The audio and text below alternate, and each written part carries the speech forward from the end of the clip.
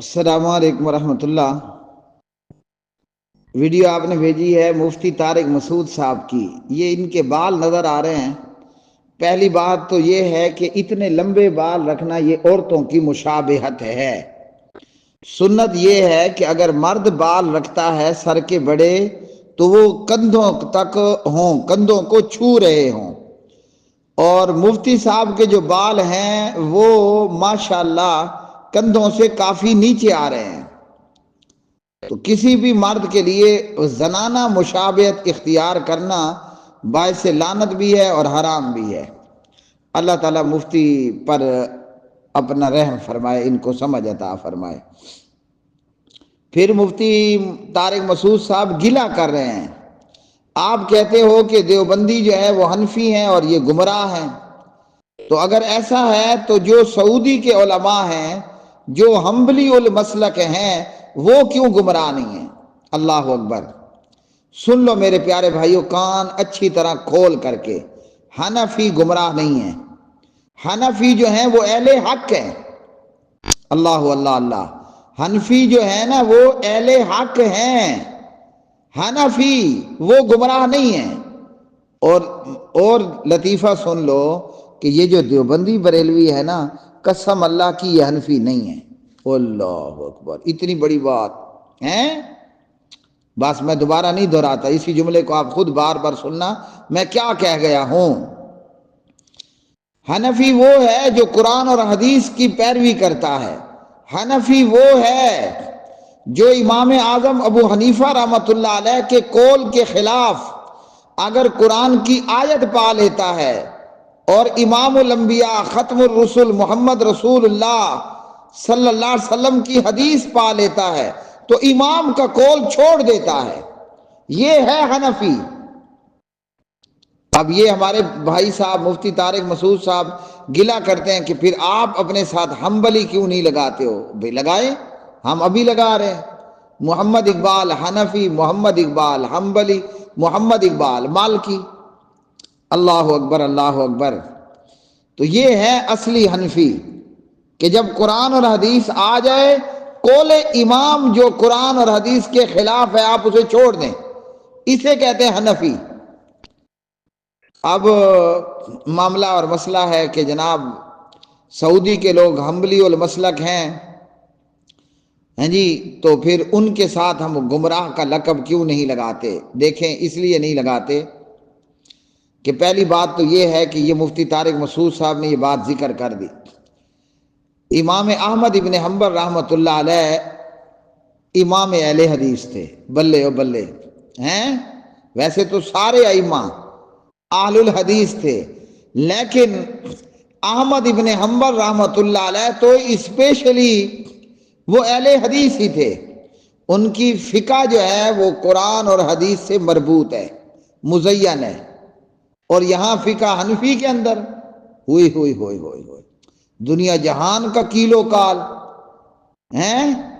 جیسے میں اب ان کے ساتھ مثال نہیں دیتا، موٹی بات کروں گا، فقہ حنفی کے نام پر امام ابو حنیفہ رحمۃ اللہ علیہ پر بے شمار جھوٹ بولا گیا۔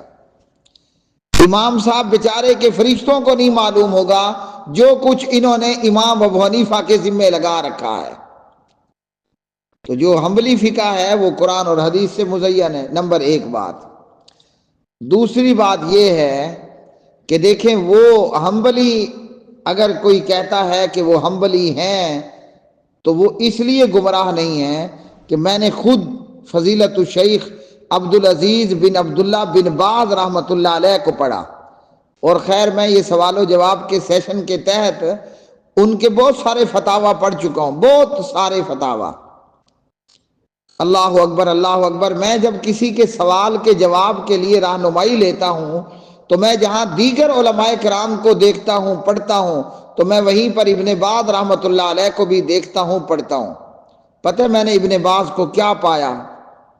اس لیے یہ لوگ گمراہ نہیں ہیں، اس لیے یہ لوگ اہل حق ہیں۔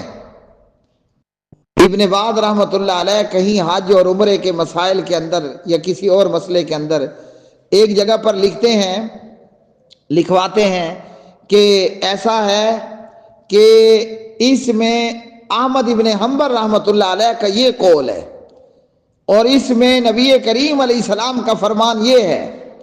تو اب چونکہ احمد ابن حنبل کا قول امام الانبیاء ختم الرسل محمد رسول اللہ صلی اللہ علیہ وسلم کے فرمان کے خلاف آ رہا ہے، ہم احمد ابن حنبل کا قول چھوڑ دیتے ہیں اور ختم الرسل امام الانبیاء محمد رسول اللہ کا فرمان لے لیتے ہیں۔ سب کہو صلی اللہ علیہ وسلم۔ تو اہل حدیث کو کسی پاگل کتے نے کاٹا ہے کہ ہم ایسے پیارے لوگوں کو گمراہ بتائیں؟ اللہ اکبر، ہم تو قاضی امام ابو یوسف کو بھی گمراہ نہیں کہتے، کم از کم میں تو نہیں کہتا۔ ہم تو محمد بن حسن الشیبانی کو بھی نہیں کہتے رحمہم اللہ۔ کیوں؟ پتہ ہے کیوں؟ میں جب پڑھتا ہوں کہ امام صاحب ابو حنیفہ رحمۃ اللہ علیہ کہتے ہیں کہ جرابوں پر مسح نہیں ہے، اور قاضی ابو یوسف کہتے ہیں کہ ہے۔ میں جب پڑھتا ہوں تو امام ابو حنیفہ کہتے ہیں کہ یہ جو کونی ہے، کونی یہ وضو میں شامل نہیں ہے، لیکن محمد بن حسن الشیبانی کہتے ہیں کہ ہے۔ کیوں امام اپنے استاد کی مخالفت کر رہے ہیں؟ او بھائی، یہ لوگ اس لیے اپنے استاد کے فتاوے سے اختلاف کرتے کہ انہیں قول امام کے خلاف فرمان رسول مل جاتا صلی اللہ علیہ وسلم۔ تو جو بندہ کسی امتی کے قول کے خلاف ختم الرسول محمد رسول اللہ صلی اللہ علیہ وسلم کا فرمان پا لیتا ہے اور امام کا، استاد کا، امتی کا قول چھوڑ دیتا ہے، کعبے کے رب کی قسم وہ گمراہ نہیں ہوتا۔ اور دیوبندی بریلی بھی اف اف اف اف، توبہ توبہ توبہ، لا حول ولا قوت الا باللہ۔ قول امام تو چھوڑو، یہ قرآن کی آیت لینے کے لیے تیار نہیں ہوتے ہیں۔ قرآن کریم نے بچے کے دودھ پلانے کی مدت کو، مدت رضاعت کو کمپلیٹلی 2 سال بتایا، فقہ کہتی ہے 2.5 سال، اور اس طرح ہزاروں مسائل۔ یہ قرآن کی آیت کی غلط تعویل اور تعبیر کریں گے، مگر فقہ کا قول امام کا یہ بے سند قول چھوڑنے پر تیار نہیں ہوں گے۔